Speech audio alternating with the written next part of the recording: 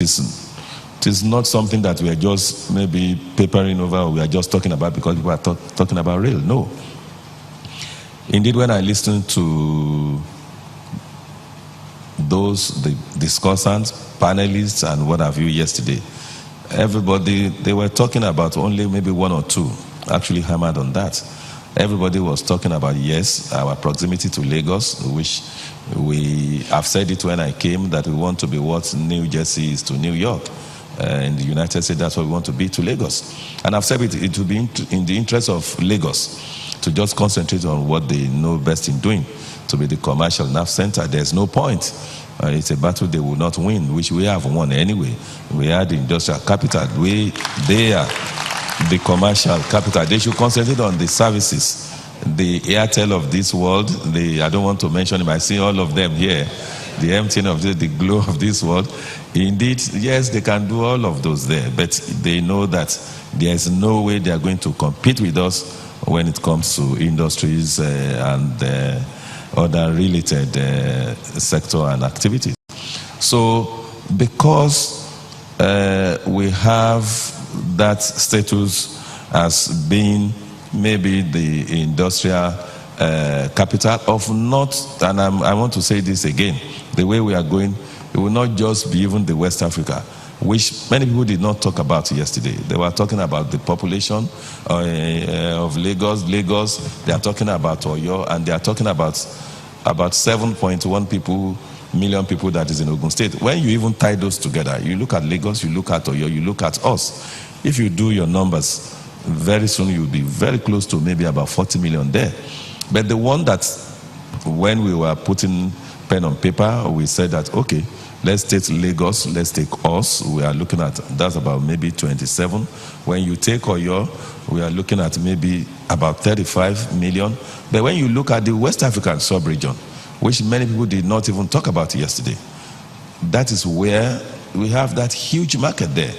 And I can tell you, I know that so many of these our companies are here, particularly those multinational.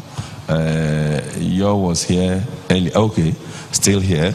I know even so many of the things they do still find their way outside Nigeria to get to all this West African sub-region. The other time, I was discussing with, I think about 5 of those companies in Agbara Axis, and I was pleasantly surprised. And I was happy when they told me that what they produce in Ogun State here, of course, not just even the West African sub-region, that even take some of them to Europe, to even Asia. And I said, oh, I'm thrilled, I'm happy. So I think that is happening. So for the will-be investors, if you are in Ogun State, you are not just looking at the market of maybe just 35 million, you are looking at a market of maybe additional minimum of maybe 120 to 150 million more. When you tie all of those together, I'm just looking at, I do not even extend this to maybe Mauritius and all of those, Senegal, even within the context of the Republic of Benin, Togo, Ghana, Cote d'Ivoire, like that, if you go. I'm not even saying go to Mali, go to all of those now. If you add those ones, we are talking about with us maybe 150 million, very close to 200 million. That's a huge market. And with what we are doing, you don't have any, you will not have any transportation issue with us. Just once you get to the Republic of Benin, to our border there, you can. With what even I heard they are trying to do, the ECOWAS, what they are trying to do is now to have, and I pray they will be able to do it, they want to have a rail now that will connect all this West African sub-region. When that happens, you know what that will, the impact that will have on all of these, our industries and what we produce here. And in any case, Nigeria as a market itself, of course, you know what that means.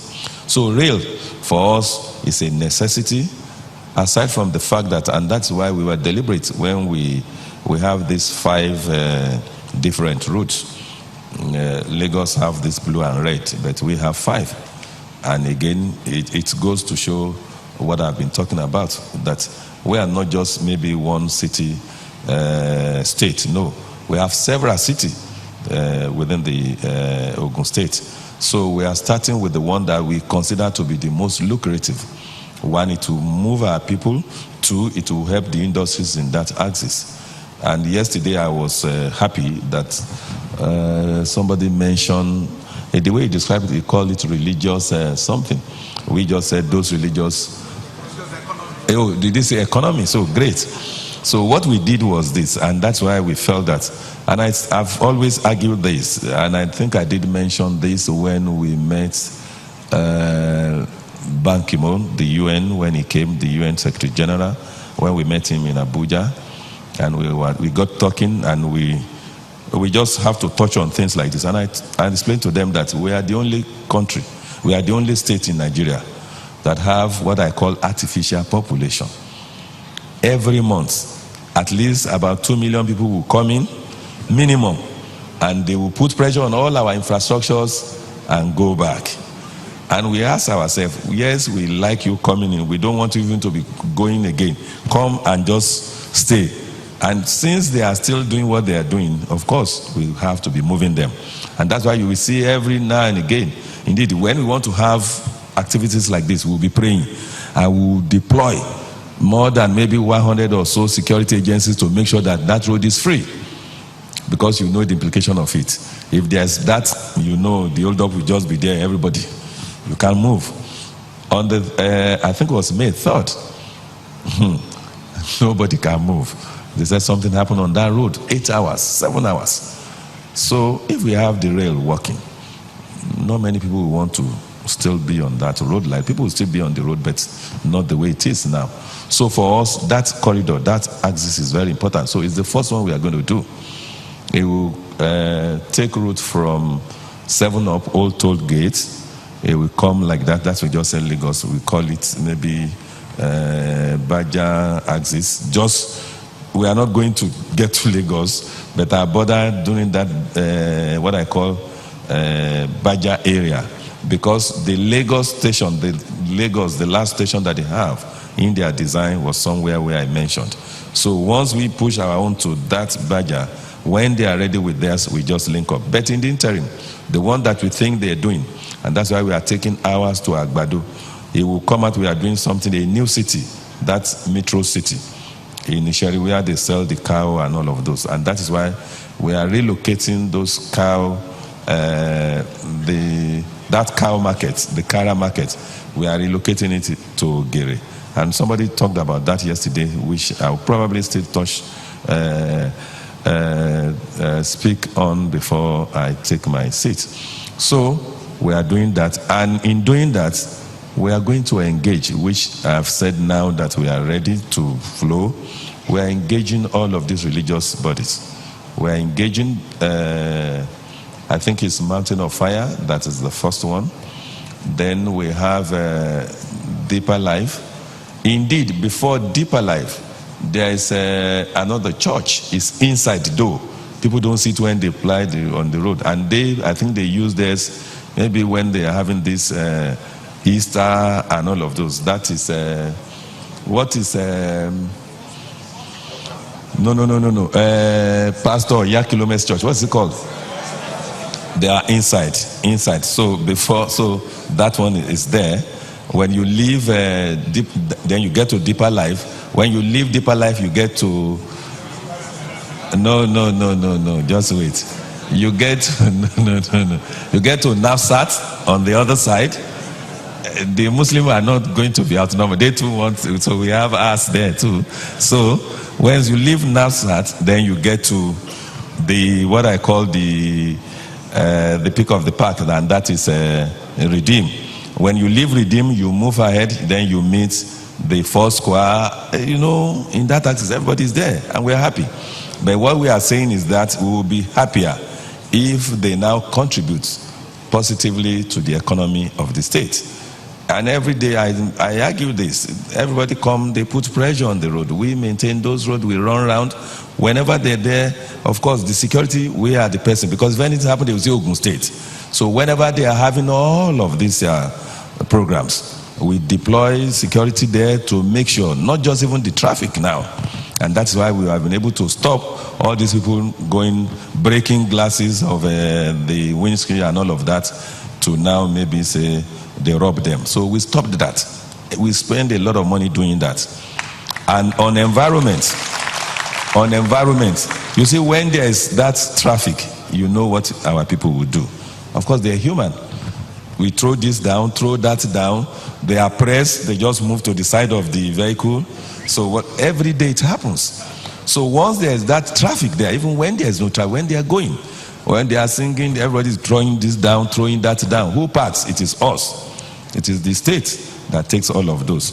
So we are engaging them so that this rail will be for them, really, truly. Then we'll be moving them. Though all this, even they go through some hassles in getting to. It's so inconveniencing, but because they want to go and serve God, they don't even look at that, because they will just sit there hours singing too, happy going to serve God. So we are happy that they are doing that. We are happy that they're using Ogun State. They've adopted Ogun State as a place where they know that God answers prayer better than any other state in Nigeria. You see, when people come here and say Ogun State, we are outperforming the national indices, national whatever, they don't know the reason. The reason is that this is the religious capital of Africa, not anywhere. So prayers are answered more faster in Ogun State than any other state. I can say that. And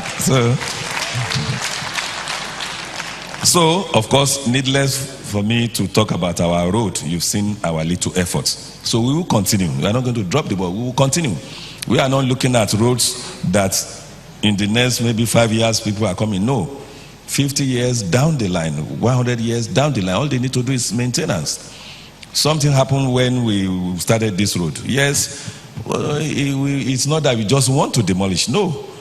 If we had done maybe just that narrow 4 lane, 2 lanes, we won't be where we are today. The World Bank is discussing with us. We are discussing with them. For them to support any mass transit, you must have at least a 6-lane road.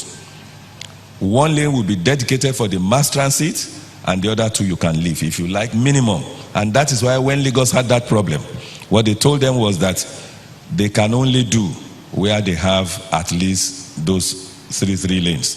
And that's why forcefully Lagos says now have to take 1 road. You know, they now erected maybe demarcation for the BRT to work in Lagos. So they are coming here because we told them we are ready for them now.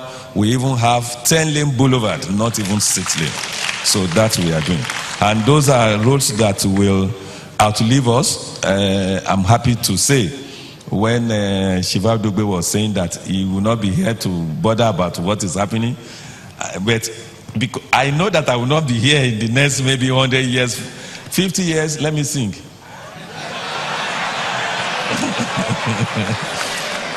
Maybe, you never know, because this is Ogun State and this is where prayers are answered.